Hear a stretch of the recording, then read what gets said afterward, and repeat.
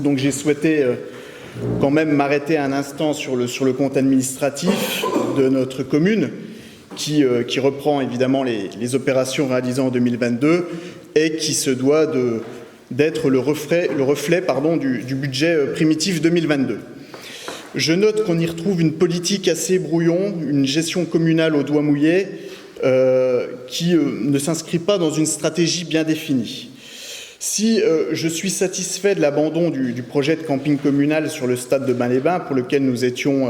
opposés tant pour le choix du lieu que pour l'ébauche du projet, je regrette cependant que la commune ait perdu près de 1 500 € dans des frais d'études qui, par ailleurs, n'étaient pas inscrits au budget primitif, ce qui reflète votre manière de faire où les élus sont souvent mis devant le fait accompli sans avoir même le temps de débattre en amont. J'avais dénoncé à juste titre l'an dernier l'externalisation d'une partie du déneigement de notre commune qui est la résultante d'une maintenance insuffisante de notre parc d'engins et donc d'un manque de vision à moyen terme et qui coûte aux contribuables 9 000 € cette année. À quoi bon avoir des services techniques si c'est pour externaliser des tâches aussi basiques que le déneigement d'une commune vosgienne? Au lieu de mettre 50 000 € dans une prise de participation dans les éoliennes de Gruel-et-Surance, véritable scandale environnemental avec la destruction de notre territoire, de nos paysages et de notre biodiversité, vous auriez pu consacrer cette somme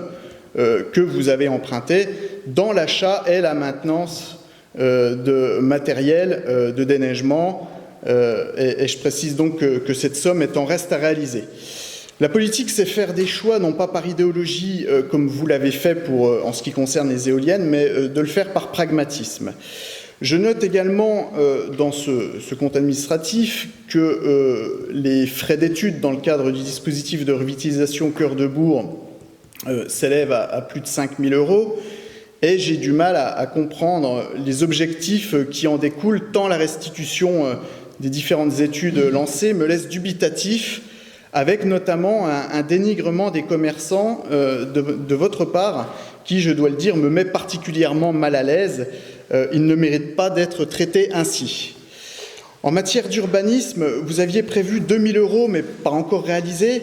pour la mise en compatibilité de notre plan local d'urbanisme avec le SCOT, le fameux schéma de cohérence territoriale, qui n'est rien d'autre qu'un calque du SRADET de la région Grand Est et qui malheureusement pénalisera notre commune sur ses possibilités de construction, tout en confortant le développement massif d'énergies dites renouvelables qui viendront dégrader l'image et la qualité de vie de notre commune. Avoir du courage et une vision politique, c'est aussi garder la maîtrise de son plan local d'urbanisme, et cette mise en compatibilité n'est pas obligatoire.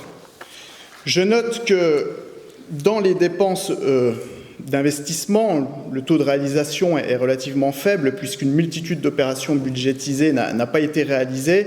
comme le ravalement de la façade de la mairie annexe d'Arceau pour 9 000 €, la modernisation de notre éclairage public pour environ 24 000 €, en espérant un passage au LED rapide qui nous permettra de rétablir l'éclairage de nuit. La chaufferie bois collectif pour un peu moins d'1 300 000 € qui ne correspond plus du tout au projet de départ, puisque, comme je l'ai annoncé au moment du vote du BP l'an dernier, vous souhaitez raccorder un nombre exorbitant de bâtiments allant de la mairie au HLM, mais j'aurai évidemment l'occasion d'y revenir, notamment lorsqu'on votera le budget annexe correspondant à ce projet.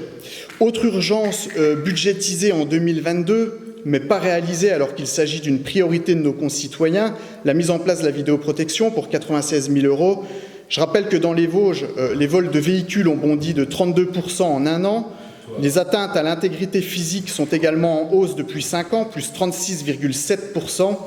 Et les atteintes aux biens ont augmenté de 11 % par rapport à 2021, avec 6 268 faits constatés dans les Vosges. Vous comprendrez donc que la vidéoprotection est une véritable nécessité pour protéger les habitants de notre territoire. Enfin, je constate que cette année, vous avez pris le soin de distancer le vote du compte administratif 2022 de celui du budget primitif 2023, sur lequel je m'exprimerai bien évidemment lorsqu'il sera mis au vote.